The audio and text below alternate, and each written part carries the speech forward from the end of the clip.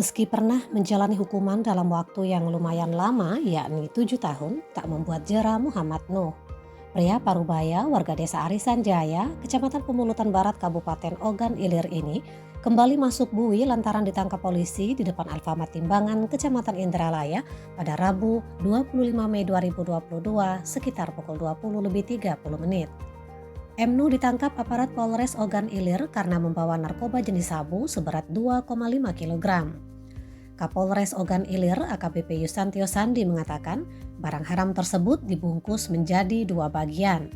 Ternyata dari hasil laboratorium, 1 bungkus dinyatakan negatif sabu, sedangkan 1 bungkus lagi seberat 1,5 gram positif sabu.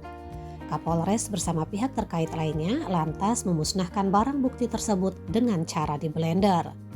Kapolres menambahkan hasil pemeriksaan laboratorium forensik menyebutkan tersangka Nuh positif memakai narkoba. Dengan ditangkapnya tersangka, pihaknya telah menyelamatkan sedikitnya 15.000 jiwa. Dengan rincian, 1 gram telah menyelamatkan 6 orang. Jika diuangkan, sabu seberat 2,5 kg ini mencapai 2,5 miliar rupiah. Atas perbuatannya, tersangka terancam hukuman mati. Tersangka dijerat pasal 112 ayat 2, 114 ayat 2, Undang-Undang Nomor 35 Tahun 2009 tentang narkotika. Sementara itu, kepada polisi tersangka mengaku bahwa barang tersebut adalah miliknya. Ia mengaku barang itu diambilnya dari seseorang yang tidak dia kenal di daerah Keramasan, Kota Palembang dan hendak diantarkan ke salah seorang pelanggan di Kota Prabu Muli.